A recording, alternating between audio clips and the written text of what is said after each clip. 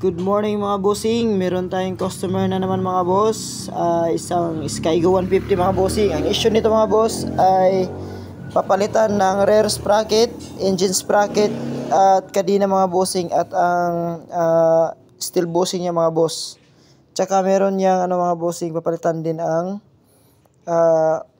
tawag dito, brake shoe dyan sa atras mga bossing. So ayan mga boss, kasi sira na po yan mga boss, kalug-kalug na po yan, wala na ngang bolt mga bossing. Isang steel bushing na yan. So ayan, kadina, palitin na, engine sprocket. So ayan mga bossing, papalitan po natin yan mga boss, kakalasin po natin yan. At manood lang kayo kung anong gagawin natin.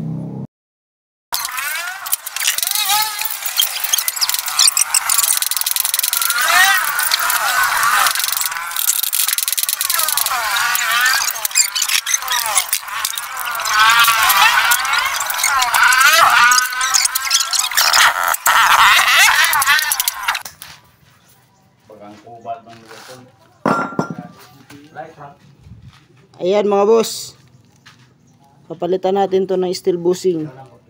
Meron ba? Meron steel bushing sa ilalim. Yan sa ilalim mga bossing dito. Palitan natin to.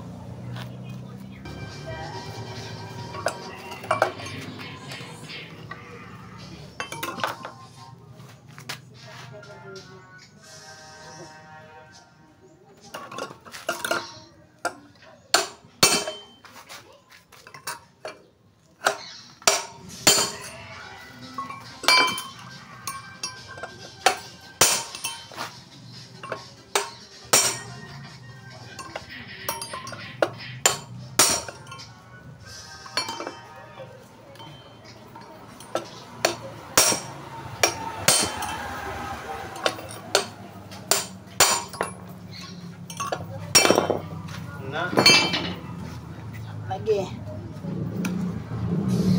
Tapos na na siya. Opa. Kaya pulihan taniga ng kuan.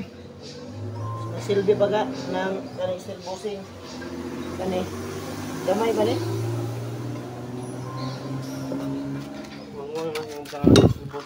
Mga boss, papalitan natin ang steel bushing. Isang set po yan, apat na meraso.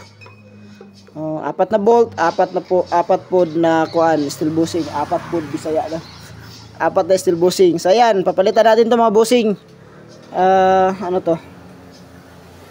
TMX 155 na sprocket. Bushing Manoy. Wala. Ayan mga boss. Papalitan natin ng 15 teeth na engine sprocket, tapos kadina 428 120L, tapos 36 teeth na rear sprocket TMX 155 at saka steel bushing. Yan mga boss, para dito yan, ito. At ang lata na yan mga boss is pang simming po si steel bushing, para po sisikip siya sa hub niya mga boss. Tingnan nyo po ang gagawin natin.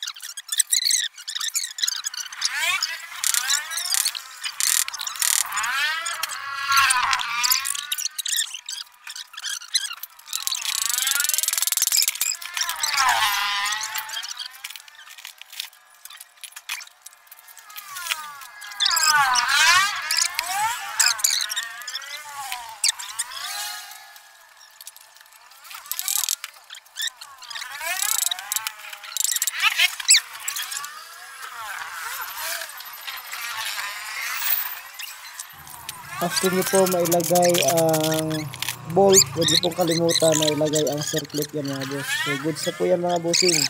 Dako naman po tayo sa engine sprocket.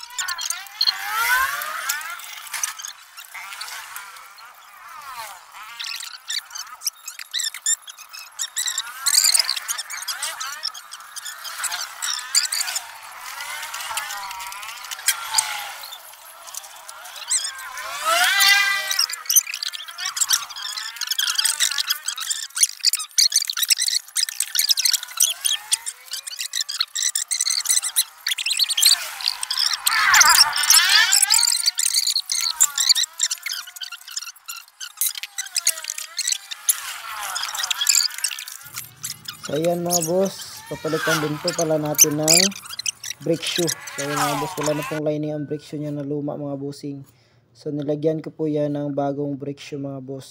So ayan po yung ating bagong brake shoe. So goods po yan mga bossing. Ayan. At dyan mga bossing, sa napapansin nyo, tinanggal ko ulit yung gulong sa atras. Kasi po, nakalimutan kong lagyan yan ng seaming yung hub niya. So kaya yan, nilagyan ko po yan ng seaming ang bearing sa hub niya kasi ano na po mga bossing, talagang hindi na po siya masikip. Kung sa Bisaya pa mga boss, walwag na kaya mga bossing. So ayan, nilagyan ko po ng lata. So nilagay ko sa steel bushing. So ayan mga boss, tapos na po. At ikinabit ko na po yan dahan-dahan mga boss. So ayan. Sa pagkabit po natin yan mga bossing, ayan, tamang lagay lang po ng mga adjuster at niluwagan ko po yung mga adjuster dyan mga boss para maisagad po natin ang gulong papasok po sa swing arm nya para po yung kadena ay hindi po ma-adjust po natin yung kadena. Tsaka pala mga boss, yung unang pinakita ko na kadena is 428H 120L. Pinalitan ko po yan ng 428H 110L kasi napakahaba po ng 120L. So pinalitan ko po yan mga boss. At yan po ang ikinabit ko, yung 110L po mga bossing. Konti lang po yung naputol ko na ngipin niya mga boss o link niya mga boss. Ayan po, 110L na po yan. Ilang link lang po naputol. Kung yung 120 napakahaba po ng maputol. Sayang po yung kadena mga boss. At saka medyo mahal po yun kumpara dito sa sa 110L. So ayan po mga bossing. Hindi po tayo palit lang po na magagastusan po yung ating customer. Isipin din po natin na hindi sila masyadong mahalan sa gastos. So ayan, kung anong dapat po nating ipalit, yun lang po nating ipalit. So mga boss, pagkatapos yan mga boss, goods na po yan. At talagang running condition na iniroad test ko po yan pag after nyan mga bossing. Ayan, yan mga boss, okay na po ang time na yan mga boss, okay na po yan. Hindi ko na po napakita ang pag video sa pag road test ko mga boss, pero goods na po. Hindi na alog yung rear sprockets at goods na po yung hindi na po wala na pong mga tawag dito, yung mga tunog-tunog ng kadena mga bossing kasi bago na po lahat. So mga boss, sana meron kayong natutunan. Please like and subscribe po sa ating channel, sa YouTube channel natin mga boss, Bravo Mechanic. Maraming salamat po mga bossing. So mga bossing, goods na po, na road test na po yan mga boss. Ayan, goods na ang motor ni bossing. Okay, bago na po ang sprocket sa kanina.